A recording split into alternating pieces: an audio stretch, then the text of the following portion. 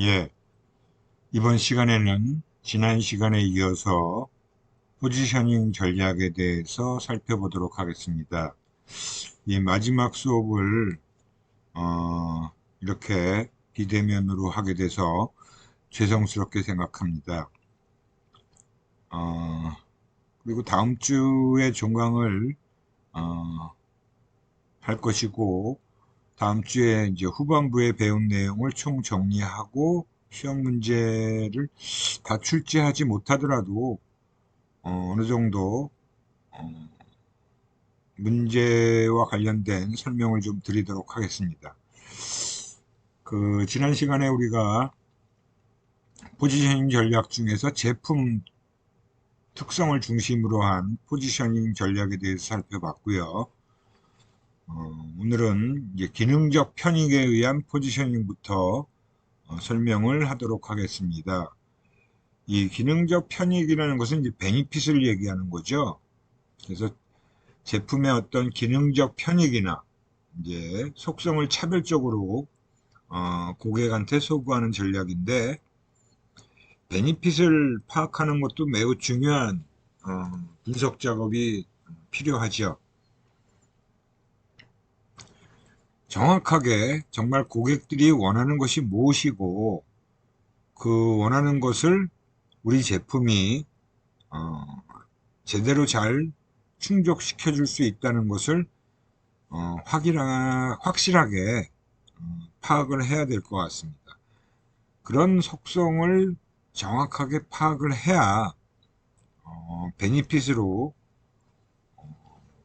제공을 할 수 있는 그런 부분이 명확해야 되고요. 고객들이 정말 우리가 제시한 베니핏을 느낄 수 있어야 이 전략은 성공할 수 있게 되는 거죠. 뭐 예를 들어서 이제 결혼 같은 경우는 돈이 최고다. 이 결혼하는 사람들에게 있어서 뭐 딴 거 여러 가지 조건들이 있을 텐데 돈이 최고다라고 하는 것은 우리가 앞에서 비보상적 모델 중에서 사전식, 사전식 모델에 해당되는 그런 부분이라고 할 수 있어요. 화이트 맥주 같은 경우도 전혀 타사에서는 언급하지 않던 그런 물을 가지고 음, 고객들한테 소구를 한 사례죠. 지하에서 끌어올린 100% 천연 안반수를 가지고 맥주를 만든다. 이것이 이제 제대로 통했기 때문에 굉장히 성공적인 사례라고 볼 수 있고요. 뭐 현대카드 같은 경우는 지금도 혜택이 많다라는 걸 계속 소구하고 있죠. 그래서 다른 카드에 비해서 포인트를 훨씬 더 많이 제공한다라는 그런 측면을 가지고 베니핏을 소구했다라고 볼 수 있습니다. 그 베니핏도 앞에서 얘기한 건 이제 기능적인, 실질적인 어떤 제품과 관련된 기능적인 특성을 가지고 베니핏으로 사용했다면, 감각적 편익, 감각적 베니핏이라고 할 수 있는 것은 뭐 경험적인 부분 또는 감성적인 부분으로 베니핏과 연결을 시켜서 소비자들에게 소구하는 방법이다라고 보실 수 있어요. 제품의 감각적인 편익을 차별적 소구하는 전략이다. 예전에 맥심 모카골드라는 커피를 가지고 그 커피의 기본적인 제품과 관련된 특성이라기보다는 이런 커피를 가지고 소구를 했던 거예요. 윤석화라는 모델이 알고 보면 저도 부드러운 여자입니다. 그러니까 맥심 모카골드가 초창기에 아주 부드러운 커피다라는 그런 속성을 감성적으로 풀어내기 위해서 윤석화라는 모델을 통해서 이렇게 알고 보면 저도 부드러운 여자입니다. 그러니까 그 윤석화라는 그 영국 배우, 요즘은 뭐 거의 볼 수가 없죠. 근데 예전에 90년대까지는 굉장히 활발하게 활동을 하던 영국 배우였어요. 근데 이 윤석화가 굉장히 좀 걸걸하고 터프한 그런 성격으로 많이 알려져 있습니다. 그래서 윤석화를 등장시켜서 알고 보면 저도 부드러운 여자입니다 라는 그런 카피를 통해서 모카골드에 대한 베니핏을 좀 돋보이게 만들었다라고 할 수 있죠. 타이어 같은 한국 타이어 같은 경우도 타이어의 그런 일반적인 속성을 가지고 광고를 한 것이 아니라 드라이빙을 즐겨라, 인조이 드라이빙이라는 소구점을 가지고 광고를 했던 사례도 역시 그런 감각적인 베니핏이다라고 볼 수 있습니다. 그 다음에 이제 상징적 베니핏, 즉 자아표현적이고 사회적인 그런 편익에 대한 베니핏에 대한 포지셔닝을 하는 거예요. 그러니까 제품 그 자체보다는 제품의 상징적인 측면을 차별적으로 소구하기 위해서 쓰는 전략이다라고 볼 수 있는데, 뭐 맥심 커피 같은 경우가 대표적인 그런 사례라고 볼 수 있어요. 앞에서는 그런 감각적이고 감성적인 측면에 대해서 소구를 했던 반면에, 여기서는 이제 맥심 브랜드라는 것을 커피의 명작이다 라는 그런 상징적인 의미로 광고를 했던 사례를 이런 상징적 베니핏에 의한 포지셔닝 전략을 사용했다라고 볼 수 있는 거죠. 그리고 렉스턴이라는 그 쌍용 자동차에서 출시된 그 SUV죠. 처음에 출시하면서 이런 카피를 썼어요. 대한민국의 1%만이 타는 차다라는 걸 강조하면서 굉장히 좀 상징적으로 자기네 그 렉스턴에 대해서 아무나 선택하지는 않지만 대한민국의 1%라고 하는 그런 상징적 의미를 부여했는데, 우리가 뭐 그냥 속된 말로 그 렉스턴이란 차는 정말 1%만 타는 차다, 그러니까 많이 안 팔렸다는 식으로 비꼬아서 이렇게 많이들 얘기를 하더라고요.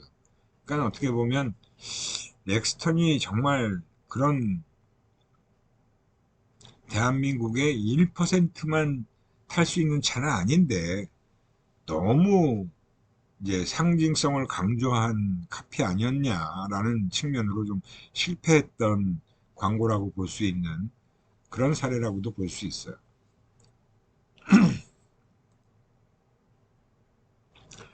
그 다음에 이제 사용 상황 또는 사용 목적에 의한 포지셔닝 전략이다라고 할 수 있는데, 이 경우는 제품이 사용되는 상황을 가지고 소비자들한테 광고를 하는 경우를 얘기하는 겁니다. 특히 우리가 예전에 많이 이제 광고를 했었는데 요즘은 안 하죠. 짜파게티라는 그 짜장면을 가지고 광고를 일요일엔 짜파게티라는 카피를 사용하면서 광고를 가족들이 일요일에 짜파게티를 끓여서 먹는 그런 어떤 집안 식구들이 다 모여있는 휴일날 다 같이 끓여 먹는 짜장면이다라는 걸 소구했던 그런 사례라고 볼 수 있고요. 청패라는 그 제약 광고는 가슴이 답답할 때, 그러니까 뭐 어떻게 보면 좀 막연한 부분이라고도 볼 수 있는데, 가슴이 답답할 때 청패라는 약을 마시는 그런 어떤 액체 약물 광고를 했던 경우가 있는데, 이 경우도 그렇게 성공적으로 광고가 이루어지진 않았어요. 뭐 컨디션은 유명한 제품이죠. 음, 제1지당에서 CJ에서 처음으로 출시한 그 숙취 제거하는 약이었어요. 그래서 술 먹기 전에 먹어라. 그래서 이 광고가 나가고 난 이후에 사람들이 술 먹으러 가기 전에는 컨디션 챙겼냐는 얘기를 할 정도로 굉장히 많이 그 술 먹는 사람들 사이에서는 회자가 됐던 그런 광고였습니다. 그래서 실제 제가 몸담았던 그 광고 대행사에서 이 컨디션 광고를 하고 있을 때였어요. 그래갖고 뭐 광고주랑 술을 마실 때도 아니면 뭐 같은 회식할 때도 컨디션 챙겼어? 라고 하는 얘기를 막 할 정도로 굉장히 직장인들 사이에서는 아주 유명한 그런 제품이었다라고 볼 수 있습니다. 뭐 컨디션은 이 숙취 제거제라는 시장을 거의 창출하는데 큰 역할을 했던 제품이다라고 볼 수 있어요. 물론 그 이후에 다른 회사에서도 이 컨디션 제품을 컨디션과 같은 숙취 제거제를 여러 개 출시했었죠.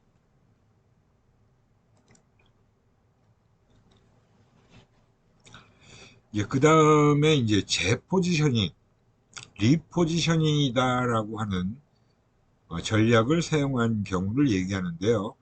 이건 이미 무슨 제품이다라고 사람들 사이에 많이 알려진 그런 제품을 다시 새롭게 포지셔닝 작업을 하는 거예요. 그러니까 리포지셔닝을 한다는 것은 어떤 기존 제품의 이미지로서는 많이 팔려서 뭔가 좀 새로운 그 고객을 창출하고 새로운 소비자들을 좀 더 타겟으로 삼기 위해서 그런 이미지를 고객들한테 포지셔닝 하는 작업입니다. 기존의 이미지가 아닌 새로운 이미지를 고객들한테 포지셔닝 한다. 새로운 이미지를. 그러니까 이미 어떤 제품에 대해서 소비자들이 이거는 뭐 이렇게 쓰는 제품이야 라고 이미 알고 있는데 그런 제품에 대해서 이제 새로운 얘기를 하는 거죠. 새로운 이미지를 심어주는 거예요. 예전에 냉장고 탈취제로 쓰였던 그 제품이 있어요. 그 흰색 가루 제품이었죠. 그 제품이 사실은 빵을 부풀리는데도 사용되기 돼서 많이 사람들이 사용했죠. 사실은. 그죠? 그래서 이 빵 부풀릴 때 그 가루를 밀가루 반죽에 같이 첨부하면 이렇게 빵 부풀리는 작용을 잘한다라고 해서 베이킹 파우더라는 것을 새롭게 사용하기 시작했다는 거죠. 그리고 이거는 뭐 제가 수업 시간에도 언급했죠. 초코파이. 뭐 이미 초코파이는 시장에 너무나 잘 알려져 있고 다른 회사에서도 똑같은 초코파이 제품을 많이 내놓고 시장이 굉장히 커졌어요. 그러다 보니까 그 전까지는 뭐 초코파이가 무슨 어떤 크림이고 어떤 맛이다라는 것을 가지고 광고를 했는데 그런 부분에서 이 오리온 초코파이 같은 경우는 차별적으로 정 시리즈라는 것을 새롭게 제품에 덧붙인 거예요. 그러니까 뭔가 제품 차별화가 어려운 거죠. 그런 상황에서 뭐 제품 모양도 맛도 비슷하니까 초코파이만이 정 시리즈라는 걸로 차별화 전략을 시도해서 사실은 굉장히 시장에서 성공적으로 많이 더 알려진 그런 사례가 바로 오리온 초코파이의 정 시리즈라고 볼 수 있습니다. 그리고 이미 바카스라는 제품은 오래전부터 팔려진 제품이죠. 그리고 우리가 많이 알려져 있기로는 우리가 관공서나 옛날에 여러분들 아버님 세대들은 잘 알고 계신 거예요. 관공서나 뭐 경찰서에 무슨 부탁을 하러 갈 때 바카스를 한 박스 이렇게 사가지고 가는. 그래서 이미 3, 4, 50대한테는 그런 용도로 잘 알려져 있어요. 근데 다른 그 제약회사에서 드링크 제품들을 많이 출시하면서 특히 뭐 비타 500이다 이런 것들은 굉장히 젊은 층한테 소구를 하기 시작했잖아요. 그 젊은이들이 먹는 드링크류를 광고하기 시작한 거예요. 그러니까 바카스도 타겟을 3, 4, 50대가 아닌 20대에다가 맞춘 광고를 하기 시작했죠. 젊은이들, 대학생들, 그죠? 그래서 최근에는 광고가 잘 안 나오지만 몇 년 전까지만 해도 바카스 광고가 아주 시리즈별로 굉장히 많이 노출됐었어요. 아마 여러분들 중에서도 보신 분들이 있을 겁니다.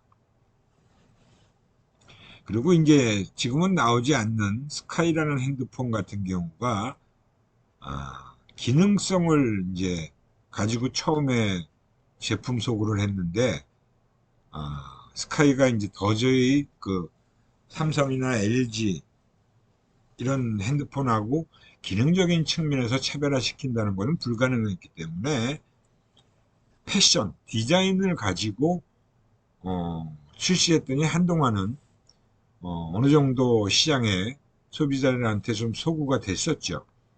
그렇지만 이제 결국은 시장에서 점점 그 점유율이 낮아지면서 그 회사 자체가 버틸 수가 없어서 지금은 이제 스카이라는 제품은 더 이상 나오지 않고 있는 상황이 됐죠. 아무튼 이렇게 해서 리포지셔닝을 했던 경우에 성공적으로 잘 리포지셔닝이 됐는가 하면 또 그렇지 못한 경우도 있어요. 근데 대부분은 시장에서 리더의 입장에 있는 기업들이 이런 리포지셔닝의 경우를 하는 경우가 성공적인 사례가 많았고, 사실은 또 기존의 포지셔닝 한 것만 가지고는 시장에서 도저히 버틸 수가 없어서 궁여지책으로 리포지셔닝을 했던 사례들도 있는데, 그런 경우에 사실은 성공하기가 쉽지 않았죠.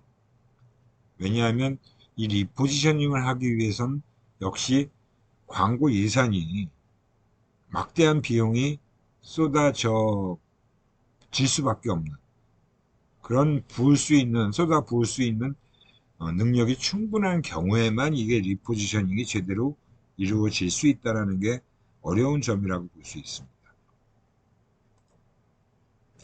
뭐 경쟁 제품에 의한 포지셔닝이다라고 해서 이거는 이제 TV 같은 경우에 이 디스플레이를 가지고 삼성전자가 뭐 LG전자하고 비교를 하는 게 사실은 초창기에는 이런 것들이 어느 정도 가능했죠. LCD다, PDP다, DLP다라고 해서 제품의 화질 비교를 통해서 이제 한 거예요. 근데 요즘은 이게 굉장히 어려운 그런 상황이죠. 지금도 물론 LG전자하고 삼성전자하고 화질 비교를 하는 그런 광고도 내보내기도 해요. 그리고 특히 이제 코카콜라하고 펩시콜라 같은 경우는 브랜드를 대놓고 비교하죠. 외국에는 이제 이렇게 대놓고 비교할 수 있는 경우가 허용되는데 우리나라에서는 비교 광고를 대놓고 하기는 지금도 아마 쉽지 않을 거다라는 생각이 드네요.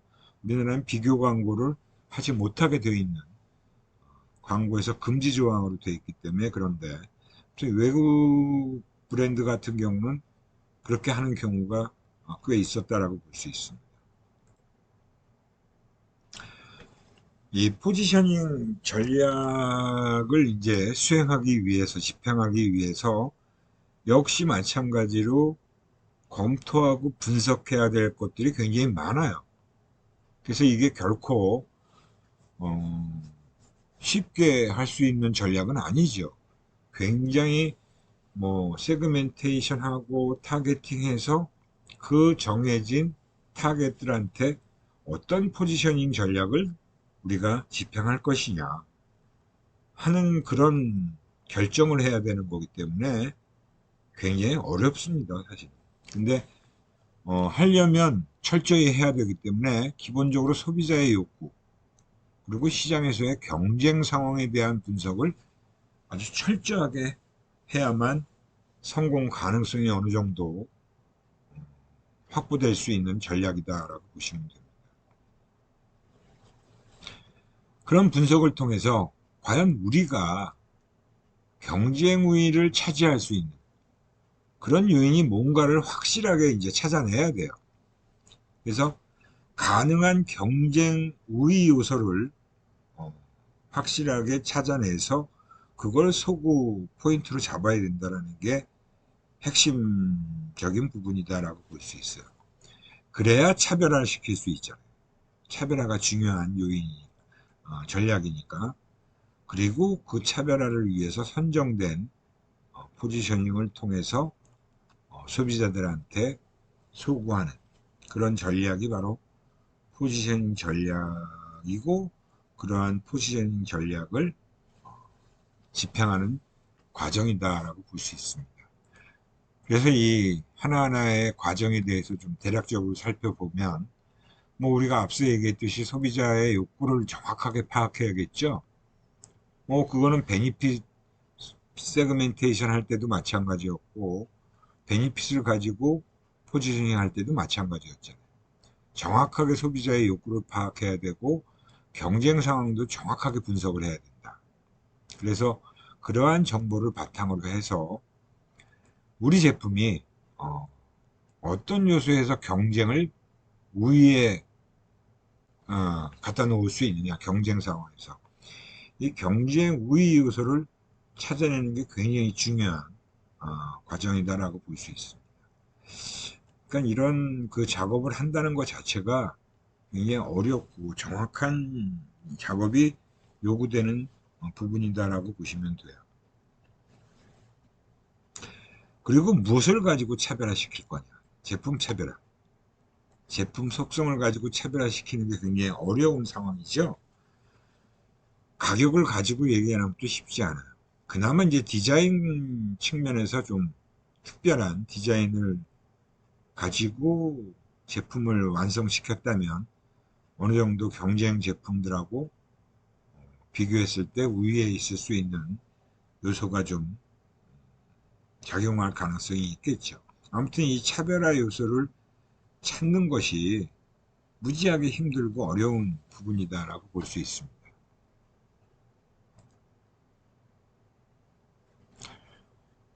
그래서 제품 차별화 말고 이제 서비스 차별화를 가지고 얘기하는 경우가 자꾸 늘어나고 있다라고 볼 수 있는데, 이 서비스 차별화도 실질적으로 자기네 회사에서 그런 서비스를 정말 제공해주고 그것들을 소비자들이 정말 차별적인 서비스구나라고 느낄 수 있어야 되겠죠.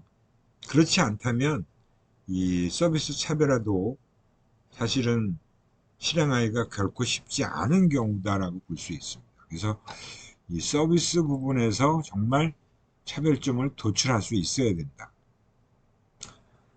그 다음에 이제 인적 차별화인데, 이 경우는 그 판매 사원, 그죠? 고객과 접촉하는 종업원의 서비스, 친절한 서비스를 강조하는 건데, 이것도 사실 모든 기업들이 다 강조를 하고 중요하게 생각하기 때문에, 뭐 여러분들이 패스트푸드점이나 뭐 이동통신 고객들이 이용하는 그런 대리점, 그런 데 가면 다 서비스 친절하게 다 고객들을 대하죠. 백화점도 마찬가지고요.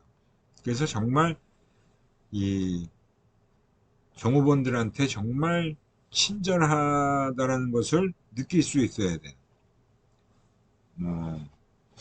내가 그 고객 서비스 센터에 가보면 삼성전자도 가봤고 LG전자도 가보면 좀 차이가 나요.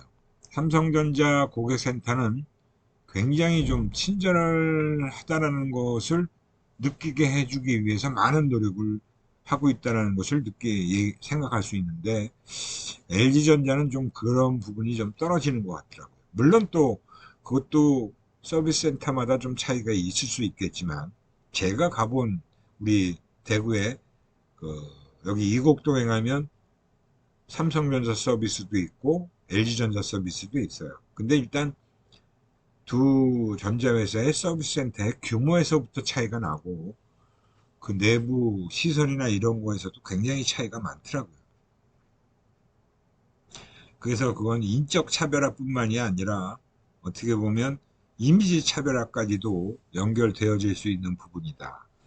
그래서 네 번째가 이미지 차별화예요. 이미지 차별화 같은 경우도 뭐 기업 또는 상표의 이미지에 따라서 제품을 인식하는 게 일반적이니까 경쟁 제품과의 차별적인 이미지 구축을 통해서 이미지 차별화 전략을 실행해야 되는 거죠.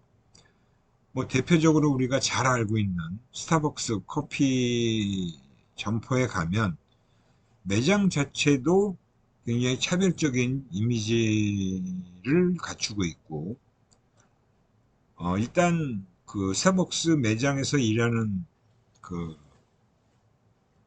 종업원들은 아르바이트생이 아니에요. 스타벅스 코리아에서 일하는 종업원들은 전부 정규직 그 종업원들로 다 뽑습니다. 그렇기 때문에 일반 매장, 다른 타 커피 매장과는 좀 차이가 있죠. 물론 타 커피 매장도 뭐 좀 점장이나 매니지먼트 하는 사람들은 뭐 직원일 수 있는데 그렇지 않은 경우가 더 많아요. 그래서 일반적으로 어, 아르바이트 하는 사람들이 많은 경우가 일반적인데 스타벅스 매장은 그렇지 않은 경우가 일반적이고, 그리고 매장의 분위기도 조금 차별적인 이미지로 구축하려고 노력을 하고 있죠. 그래서 이런 경우가 이제 이미지 차별화에 해당되는 경우다라고 보시면 됩니다. 뭐 또 다른 대안들로 감각 마케팅이다, 감성 마케팅이다라고 해서 2000년대, 2010년대 이후에 많이 좀 유행적으로 했던 부분이 있죠. 뭐 예전에도 이런 그 앱솔루트라는 그 보드카죠. 이 보드카의 병 자체가 아주 차별적인 병이었어요. 실제 보면 굉장히 병이 멋있습니다. 그래서 이 감각적 마케팅을 활용하는데 사례로 많이 등장하고요. 뭐 감각 마케팅이다 보니까 이 오감을 다 자극할 수 있는 그런 어떤 미학적인 즐거움, 흥분감, 아름다움, 그런 만족감들을 좀 느낄 수 있게 해주는 거죠. 그걸 통해서 고객들한테 구매 동기를 자극하고 가치를 전달하려는 그런 시도가 바로 감각적 마케팅으로 포지션 전략을 활용하는 케이스다라고 보시면 됩니다. 그 다음에 이제 체험 마케팅, 뭐 관계 마케팅이라고 해서 또 이것도 2000년대 초반부터 굉장히 유행하기 시작했어요. 그리고 뭐 지금도 관계 마케팅을 하는 케이스들도 있죠. 뭐 타인들과의 관계 형성을 체험토록 함으로써 이상적인 자아나 문화를 경험할 수 있게 해주는 그런 부분입니다. 그래서 여성을 상징적으로 보여주는 대우건설의 푸르지오 아파트 광고에서 이런 그 빅 모델을 활용해서 유명 영화 배우를 모델로 해서 활용한 그런 광고라고 볼 수 있어요. 물론 지금도 뭐 모델이 달라지긴 했지만 푸르지오 광고, 뭐 다른 아파트 광고들도 요새는 이제 이런 잘 알려진 그런 그 그 큰 기업들의 그런 아파트 광고보다 요새는 조금 예전에 잘 하지 않던 그런 아파트 광고가 많이 나오고 있는데 관계 마케팅을 소구하는 경우는 그렇게 보기가 쉽지 않다라는 생각이 드네요. 체험 마케팅이라다의 또 하나의 그 방법이 이제 인지 마케팅이라고 해서 뭔가 인지력과 문제 해결적 체험을 제공하는 것을 목적으로 소구하는 방법이다. 초창기에 이 SM 자동차 SM5 같은 경우가 뭐 앞뒤뿐만 아니라 옆 위까지도 안전해야 된다. 그래서 이게 SM5의 생각이다라는 걸 광고의 소구점으로 사용했다라는 거죠. 그러니까 실질적으로 제품에 대한 그 정확한 내용을 팩트로 제공해서 고객들이 체험하면서 느낄 수 있는 그런 부분을 소구했다라고 볼 수 있습니다. 역시 체험 마케팅으로 이제 행동 마케팅 그리고 감성 마케팅이라고 하는 부분이 많이 활용되고 있어요. 특히 이런 라이프 스타일 광고는 꽤 많이 하고 있죠. 그래서 아파트 광고에서도 라이프 스타일을 했던 사례가 아마 쌍용 아파트인가 뭐 그런 경우도 했었던 기억이 있고, 몇몇 브랜드에서 이런 라이프 스타일을 강조하는 활용해서 행동 마케팅 차원으로 했던 사례도 있고요. 감성 마케팅이다라고 해서 요거는 감각 마케팅하고 조금 차이가 나죠. 무드, 뭐 즐거움, 자부심, 그런 어떤 감성적인 측면을 체험을 통해서 창출하기 위해 느낌과 감정에 소구하는 방법으로 조금 이런 감성적인 체험을 소구점으로 했던 광고들에서 볼 수 있는 포지션 전략이다라고 할 수 있습니다. 그래서 이 제품 포지셔닝에 활용될 차별화 요인을 선정하는 것이 매우 중요해요. 이 차별화 요인을 선정한다는 것은 정말 우리가 이 포지셔닝 전략에 사용할 수 있는 차별화 요소를 찾아내는 작업이라고 그랬죠. 그래서 이 작업은 정말 아주 심혈을 기울여야 되고 정확하고 분명한 분석을 통해서 확실하게 차별화 요인을 선정해야 되는 거예요. 이 차별화 요인을 선정하는 부분은 매우 중요하다라고 볼 수 있어요. 제가 이렇게 강조하면 이건 또 시험 문제에 나오겠죠. 뭐 시험 문제에 충분히 나올 수 있는 내용이다라고 보시면 돼요. 그래서 이 차별화 요인을 선정하는 부분에서 고려해 봐야 될 요소들이다라고 볼 수 있어요. 표적 시장의 소비자들이 정말 중요하게 생각하는 거냐? 이게 제일 어떻게 보면 중요하겠죠. 우리 자사 입장에서 보면 막 중요하다라고 하는 요소가 소비자 입장에서는 별로 중요하지 않아요. 그럴 수 있잖아. 우리는 이거를 굉장히 이 제품에서 중요하게 생각하는데 정작 소비자들은 그거를 별로 중요하게 생각하지 않는다? 그러면 우리가 그걸로 강조해봤자 별 소용이 없는 거죠. 그러니까 정말 소비자들이 중요하게 생각하는 게 뭔지를 조사를 하든지 뭐 관찰을 하든지 뭘 통해서는지 확실하게 이거 정말 소비자들이 중요하게 생각하고 있구나라는 것을 확실하게 찾아내야 돼. 그러니까 소비자가 중요한 거지 우리가 중요하게 생각하는 게 별로 중요하지 않아요. 그래서 소비자들이 정말 중요하게 생각하는 요소가 뭔지 그거를 찾아내고 그걸 가지고 소구를 해야 되죠. 포지셔닝을 시켜야겠죠. 근데 정말 이 부분을 찾아낸다는 게 단순히 소비자들이 중요도에 체크했다는 것만 가지고 생각해서는 안 되는 거예요. 그 외에도 다른 방법으로 확인을 크로스 체크를 많이 해야 됩니다. 그리고 또 경쟁 제품들이 제공하지 못하는 자사만의 독특한 요인인가? 이게 정말 또 어려운 작업이죠. 제품 차별화가 안 되는데. 그래서 우리가 뭐 이미지 차별화, 서비스 차별화, 여러 가지 차별화 전략을 사용하잖아요. 역시 마찬가지로 이것도 경쟁 제품에서 제공하지 못하는 요소를 또 우리만이 가진 그런 요소를 찾아내는 작업이 쉽지 않죠. 역시 이것 또한 고객들이 그렇게 생각해 줘야 되는 거예요. 우리가 비교해 보니까 타사 제품하고 이런 측면에서 분명히 차이가 있어 라고 하는 요소를 찾아냈는데, 그런 요소를 찾아냈지만 소비자들은 그걸 구분하지 못해요. 그러면 아무 소용이 없죠. 그죠? 소비자들이 구분할 수 있는 요소여야만 되는 거예요. 그러니까 경쟁 제품은 갖고 있지 못하는 점을 우리 자사 제품이 갖고 있다라고 하는 것을 찾았다 하더라도 그것을 과연 소비자도 그렇게 느끼고 있느냐 하는 부분이 중요한 거죠. 그러니까 이 작업 역시 굉장히 어려운 작업이다라고 볼 수 있습니다.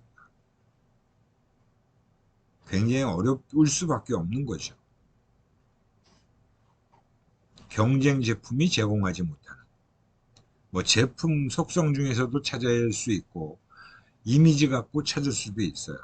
그러니까 이미지도 역시 소비자들에게 브랜드별로 이미지를 충분히 파악해야만 차별점을 찾을 수 있겠죠. 서비스도 마찬가지다라고 볼 수 있습니다.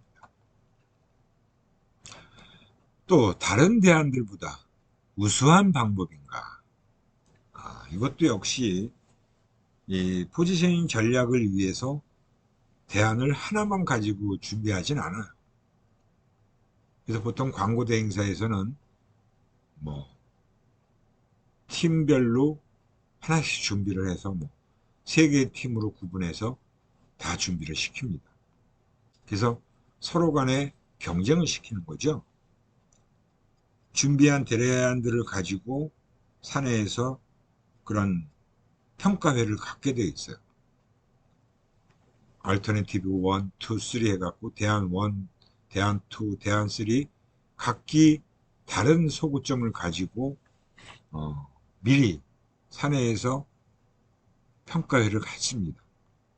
그랬을 때 정말 대안들끼리 어느 게 더 우수하다라는 것을 명확하게 판단할 수 있어야겠죠. 근데 이것 또한 직원들만 가지고 하는 것보다는 더 정확한 거는 그 완성하지 않은 단계에서 소비자들한테 어느 정도 판단을 또 해볼 수 있는 기회를 갖는 것이 중요하다고 볼 수 있어요. 그 다음에 차별점이라고 만들었는데 소비자들에게 그걸 명확히 전달할 수 있는가. 이것도 되게 중요한 요소입니다. 그 독특한 그 차별점을 찾았어요. 우리만이 얘기할 수 있는 점도 찾았고. 근데 그걸 어떻게 전달할래? 정말 어려운 부분이에요, 이게. 저도 실제 광고 대행사에 있을 때 그런 사례를 경험했습니다. 마케팅적으로 제가 마케팅 컨셉을 추출했어요. 도출해서 광고 제작팀한테, 기획팀한테 일단 얘기했더니 기획팀에서는 좋아요. 제작팀한테 전달을 했더니 제작팀에서는 근데 이걸 어떻게 전달할래? 소비자들한테. 광고 표현이 어렵다는 거예요. 그러니까 표현 방법이 분명하게 드러나지 않으면 역시 이것도 포지셔닝 전략으로 적합하지 않을 수 있는 거죠. 차별점이 소비자들한테 명확하게 전달 가능해야만 되는 거죠. 그러니까 이 부분도 중요하다고 볼 수 있고요. 또 우리가 이제 포지셔닝 전략으로 차별화 시켰다라고 생각했는데 과연 경쟁사들은 그렇게 쉽게 모방할 수 없느냐 하는 부분도 따져야 돼요. 우리가 했더니 다른 데도 금방 비슷한 광고를 만들더라. 그러면 소용이 없겠죠. 그 다음에 이 대안의 가격이 소비자들에게 너무 비싸지 않은가. 우리가 제시했고 여러 가지 차별적인 요소를 가지고 소비자들한테 전달을 했는데 소비자들에게 이 제품을 선택하기에는 좀 너무 비싸다라는 생각이 들면 안 되는 거죠. 그런 부분도 역시 어느 정도 고려를 해야 돼요. 그래서 그런 측면, 물론 이거는 나중에 생각해야 될 부분이 해요. 1차적인 부분은 아니라고 볼 수 있는데 역시 고려를 할 수밖에 없는 요인이다라고 볼 수 있죠. 그리고 이제 마지막으로 이 포지셔닝 전략을 활용했을 때 우리가 충분히 이익을 창출해낼 수 있을 정도가 되느냐. 이것으로 인해서 고객이 창출되어지고 우리가 수익을 얻을 수 있는 그 크기가 얼마나 되는지도 미리 어느 정도 예측을 해봐야 됩니다. 이 포지셔닝 전략을 제대로 소비자들한테 전달하기 위해선 광고비를 엄청 써야 돼요. 근데 이 정도의 광고비를 들였는데 그걸로 걷어들일 수 있는 수익이라는 게 비용보다 적어요. 그러면 이거는 안 되는 거죠. 그로 인해서 우리가 올릴 수 있는 매출뿐만이 아니라 수익까지도 고려를 해서 어느 정도의 수익성이 있다는 것이 판명돼야 사용할 수 있다는 겁니다. 그러니까 포지셔닝 전략이라는 게 얼마나 힘들고 어려운 작업인지 알 수 있겠죠. 그래서 이제 마지막으로 이제 제품 포지셔닝을 실행하기 위해서 우리가 어떤 방법을 통해서 이제 하는지에 대해서 설명을 드리는 겁니다. 이 차별점 또는 제품 포지션을 표적 고객들한테 실제로 전달하는 과정이 바로 이제 실행 과정이죠. 욕구 파악하고 그걸 근거로 해서 한 시장 세분화 같은 경우 아이디얼 포인트, 즉 이상적인 제품 포인트를 명확하게 잡고 그걸 소비자들한테 알려줘야 돼요. 그리고 그걸 통해서 소비자가 원하는 제품 특성을 파악해내야겠죠. 이 부분이 이제 통계적인 작업하고 그런 통계 작업을 통해서 명확한 아이디얼 포인트를 찾아내고요. 우리가 지난번 지각도에서 어느 정도 사례를 아마 보셨을 거예요. 그걸 통해서 세분 시장을 확인하는 작업이고요. 그래서 이제 제품 포지셔닝의 적합성 평가는 뭐냐? 이 포지셔닝 맵을 통해서 소비자들에게 지각된 각 상표들의 상대적 위치, 상대적인 자사상표가 제대로 포지션 되었는지를 확인하는 작업도 필요합니다.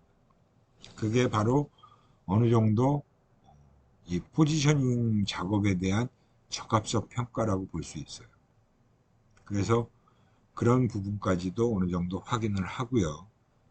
그리고 이제 경쟁 관계에 있는 상표들을 또 파악해야 되죠. 우리 상표를 중심으로 해서 경쟁 상황에 놓여 있는 브랜드들 간에 정말 차별화가 거리가 짧으면 별로 차별화가 안 되고 있는 거고 어느 정도 거리가 떨어져 있으면 차별화시킬 수 있는 요소가 분명히 존재한다는 거죠. 소비자들에게 조사를 통해서 파악한 뭐 이미지든 제품 속성이든 그런 데이터를 가지고 분석을 한 거니까. 그래서 그런 파악을 해줘야 되고요.